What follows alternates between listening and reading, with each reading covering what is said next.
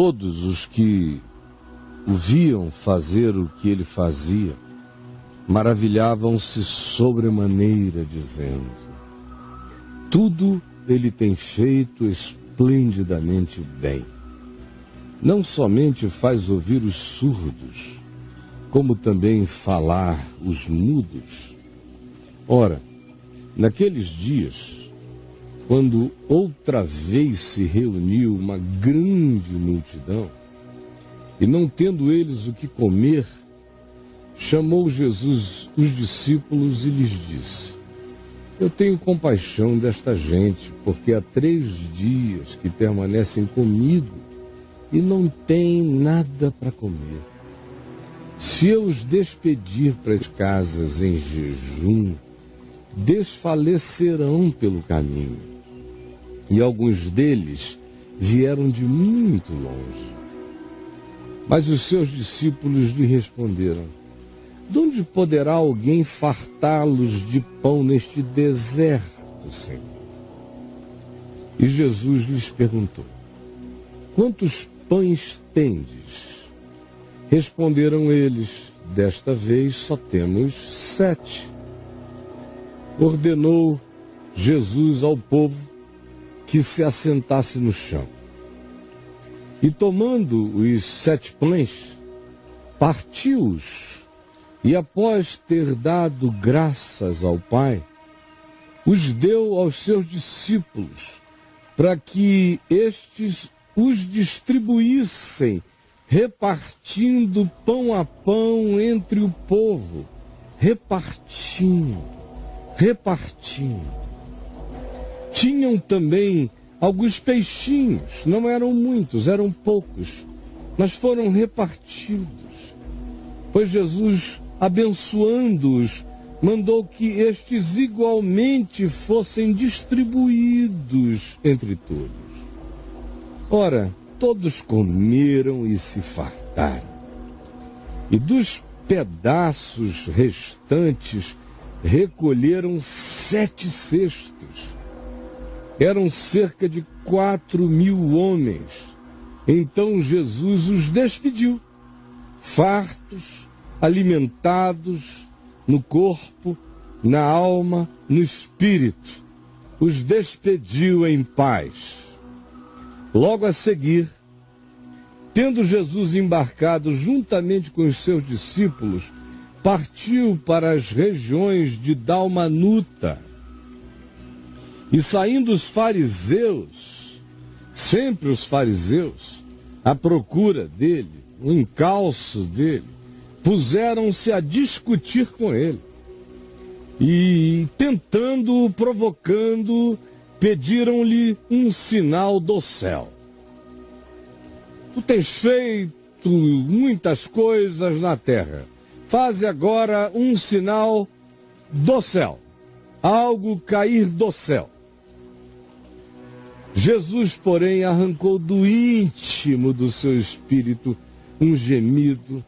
Arrancou do íntimo do seu espírito um gemido e disse: por que pede esta geração um sinal? Em verdade vos digo que esta geração, a ela não será dado nenhum sinal.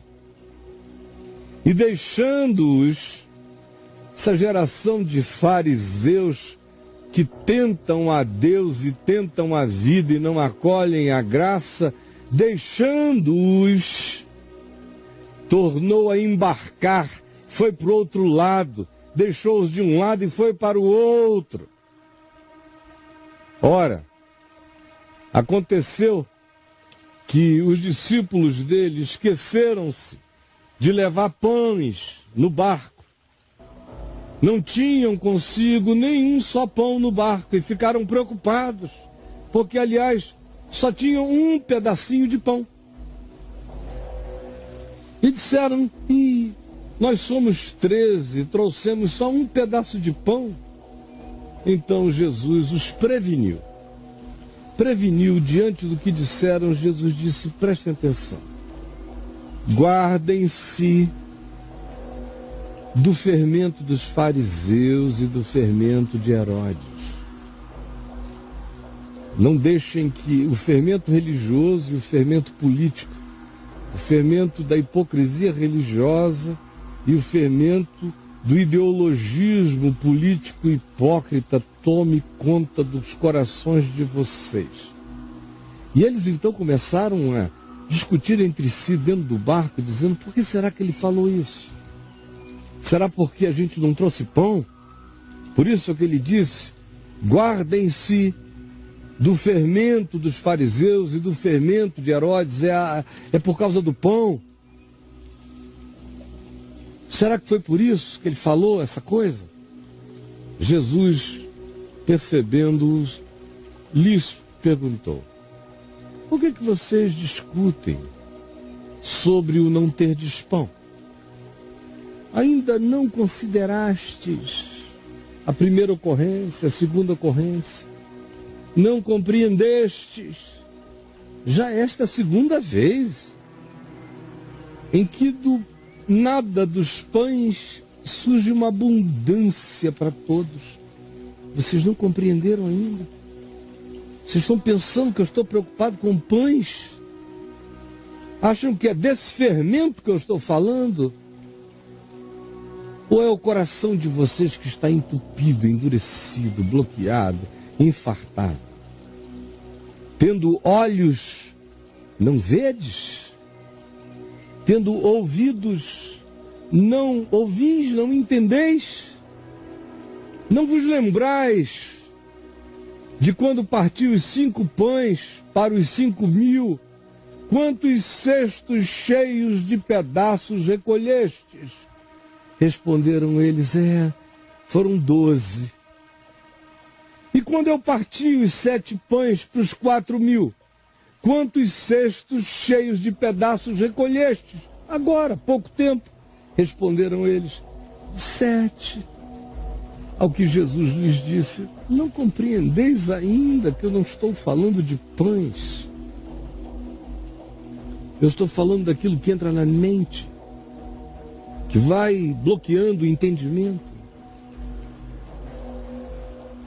Como que, para ilustrar o que ele acabara de dizer sobre ter os sentidos bloqueados, sobre estar enxergando apenas em parte ainda, se prossegue dizendo: então chegaram a Betsaida, que era a cidade onde Pedro nascera, não tão distante de Cafarnaum. E lhe trouxeram em Betsaida um cego, rogando-lhe que Jesus tocasse o cego. Jesus, tomando o cego pela mão, levou-o para fora da aldeia de Betsaida. Não gostava de fazer espetáculos ruidosos. Tomou-o pela mão, levou-o para fora.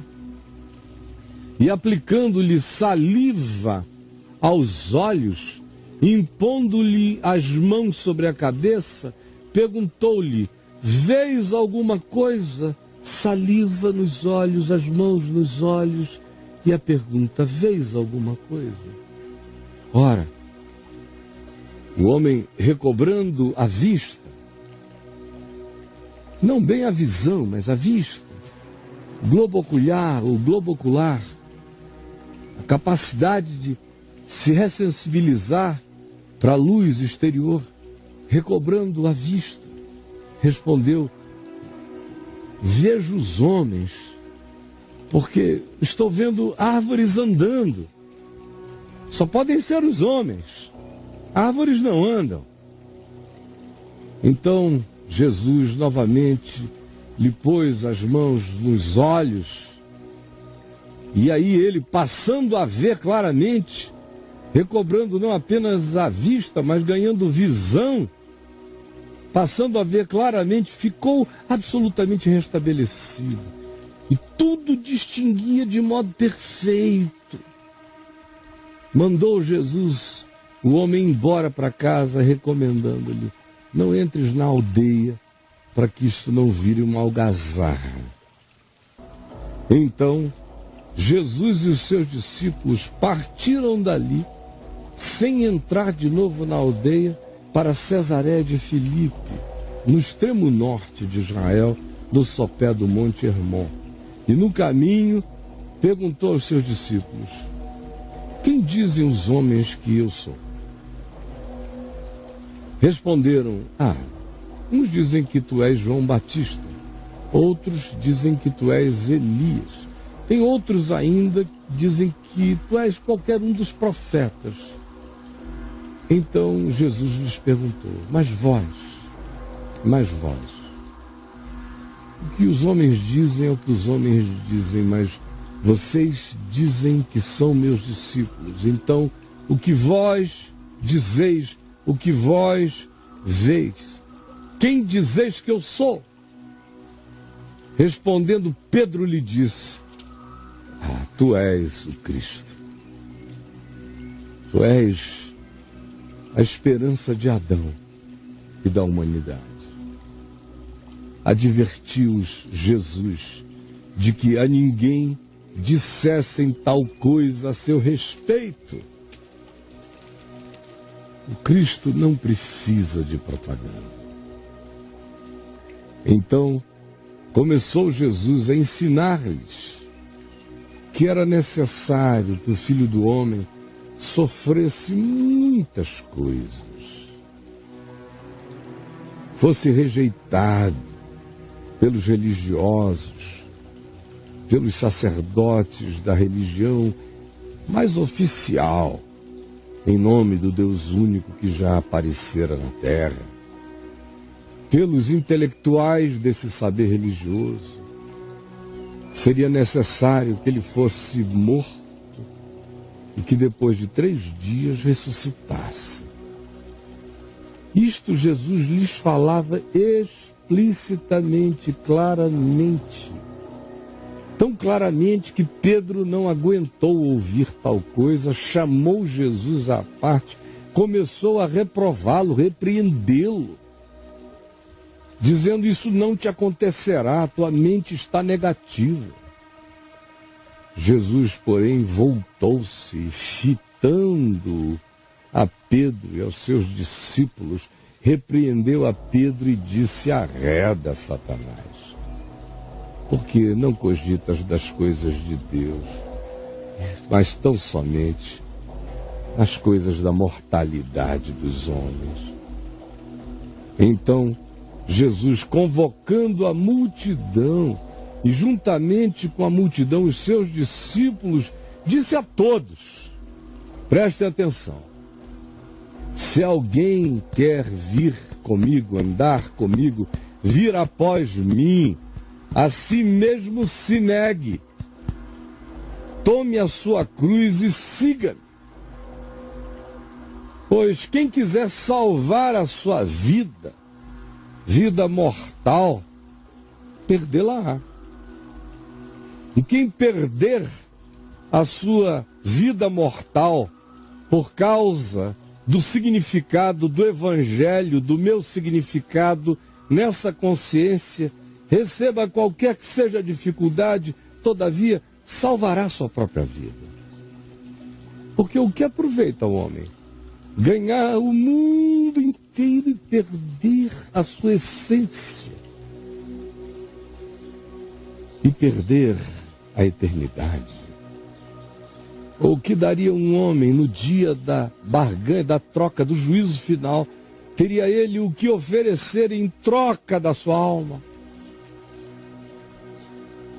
Porque qualquer que nesta geração adúltera e pecadora se envergonhar de mim e do Evangelho, também o Filho do Homem se envergonhará dele, quando vier na glória do seu Pai com os seus santos anjos.